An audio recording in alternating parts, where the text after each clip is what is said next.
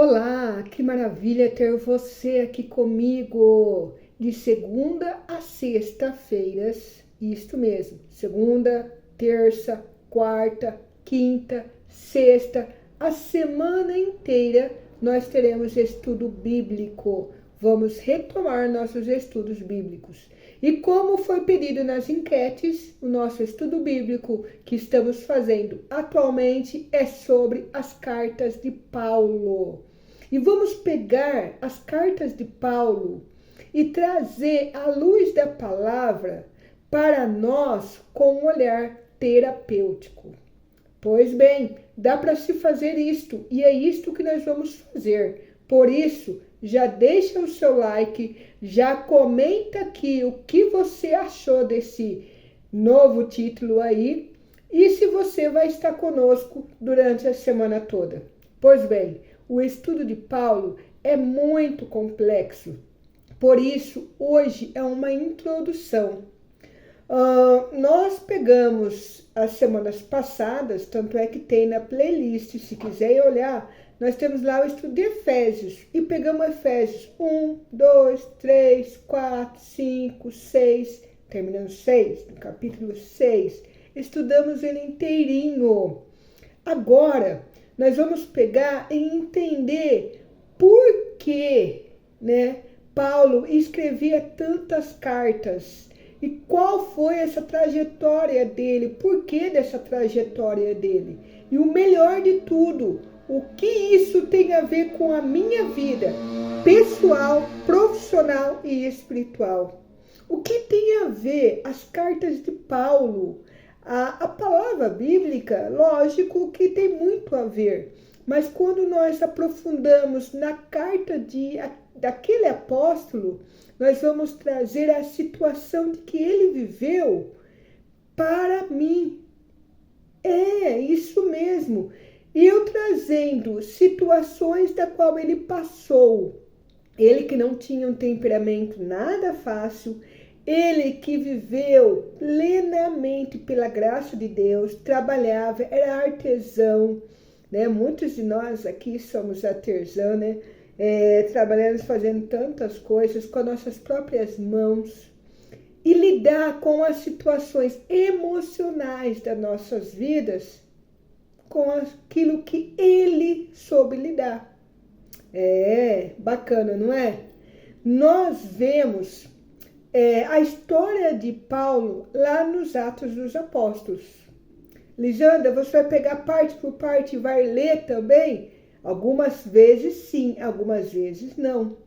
Na introdução, vou explicar um pouquinho dessas 14 cartas de Paulo. Já começa aí um estudo para nós. Paulo, ele escreveu 14 cartas. Por que 14 cartas? Há quem diz que se ele tivesse mais tempo de vida, ele escreveria muito mais. Porque o homem não parava. Ele era uma máquina de evangelização. Não parava. Nada limitava ele. Mesmo diante das suas limitações como humano, como pessoa, ele tinha suas falhas, suas dificuldades. Pois bem, vamos lá. Pegando, eu não sei qual é a Bíblia que você tem, eu tenho a minha aqui, que é a edição pastoral, na Bíblia Ave Maria, na Bíblia Jerusalém, na Bíblia Tebe, várias traduções, ela tem atrás ou na frente os seus índices geral, E aqui, nessa que eu estou, está atrás e fala bem claro. Aqui no Novo Testamento, que passa os evangelhos, os 4 evangelhos, e depois o Atos dos Apóstolos, que não foi uma carta de Paulo, é a vida de Paulo, nós vemos aí, aquela situação de que ele cai do cavalo, que ele fica cego, que vê a conversão dele. Pois bem, aí, depois dos Atos dos Apóstolos, nós temos as cartas de Paulo, as cartas paulinas. Essas cartas paulinas são 14. escuta aqui comigo. Romanos, Coríntios, foi uma carta. Segunda carta, Coríntios, Gálatas, Efésios, Filipenses, que eu gosto muito, vocês vão saber o porquê. Colossenses, Tessalonicenses, segunda carta. Timóteo, segunda carta. Tito, Filemon e a carta aos Hebreus. Aqui são 14 cartas. Nós vemos que algumas pessoas aqui acabam recebendo, algum grupo de pessoas acabam recebendo 2 cartas, não só uma. O porquê disso? Gente, é muito lindo quando nós olhamos para cada uma e vemos que cada uma dessas cartas foi escrito para um conhecimento para aquele povo, né? Paulo provavelmente ele estava ou evangelizando, escuta essa, no sentido de sustentar uma conexão, no sentido de não abandonar o processo e no sentido de crescimento. Olha só, tem muito a ver conosco, não tem? Escreve aqui nos comentários se você, diante de toda a sua caminhada espiritual, você também precisou de cartas que Deus lhe encaminhou. Como assim, Elisandra? Deus me mandou uma carta lá do céu para cá? Começa a pensar aqui comigo. Quantas vezes Deus não mandou recado para alguma pessoa falar diretamente contigo? Quantas vezes não era um recado que a pessoa disse, isso é um recado de Deus, mas você recebeu sabendo que era Deus falando para você naquele dia, naquele momento, naquela situação que você estava vivendo. Vou dar um exemplo. Quando meu pai faleceu, eu estava no hospital com ele. Ele faleceu, aí bora fazer todo o trâmite. Gente, como é difícil fazer tudo aquilo, né? Pegar o atestado de óbito, fazer todo... Eu fiz todo esse processo sozinha, só eu no hospital. Liguei para minha família, contei a situação. E aí, eu estava sentada na cadeira do segurança do hospital, porque eu nem tinha noção de onde eu estava direito. E eu sentei ali porque é o que tinha. O segurança, quando me viu, ele nem falou nada, porque ele viu o meu estado chorando, mal, muito mal.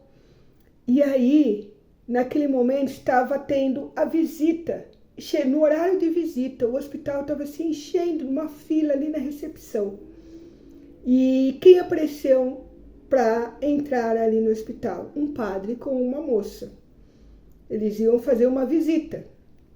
E esse padre, ele me viu na hora. Eu peguei pelo braço dele e falei, estava com a cresma. E aí você fica na dúvida, é um padre ou é um seminarista, né? E aí eu parei e falei assim, o senhor é padre? Ele, sou.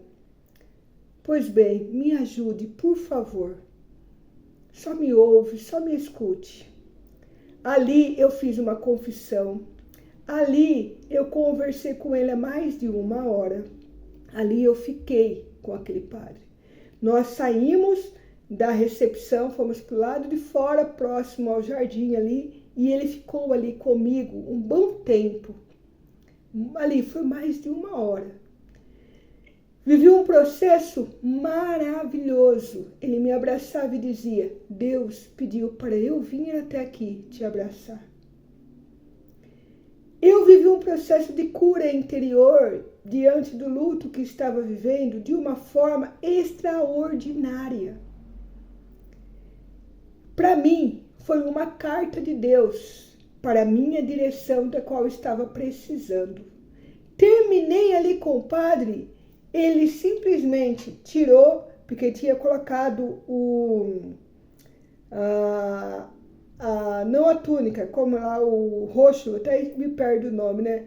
para poder a estola. Ele colocou para poder fazer a confissão e ele tirou a estola, colocou na bolsinha dele e falou tchau e foi embora. Não entrou no hospital. Conclusão, aquele padre só foi ali para me atender. E ele poderia entrar no hospital porque ainda estava em horário de visita. Mas ele não entrou. A moça que estava com ele entrou e ele não entrou. Ele foi só para me atender. E eu nem estava no hospital como uma doente. Pois bem, essa foi uma carta de Deus para mim. Paulo escreveu muitas, porque muitas das pessoas precisavam ali de uma exortação, de uma continuidade diante da fé, de uma conexão. E agora eu pergunto para você, diante de tantas cartas que você já recebeu de Deus, qual que você deu a alguém em nome de Deus? Se você já viveu essa experiência, escreve para nós aqui nos comentários, porque ajuda-nos a viver cada vez mais a profundidade dos estudos bíblicos, é claro. E se você gostou até aqui, dê aquele like. Não esqueça de dar aquele like. Se inscrever também não custa nada, já ajuda e muito a nós. Até o próximo estudo.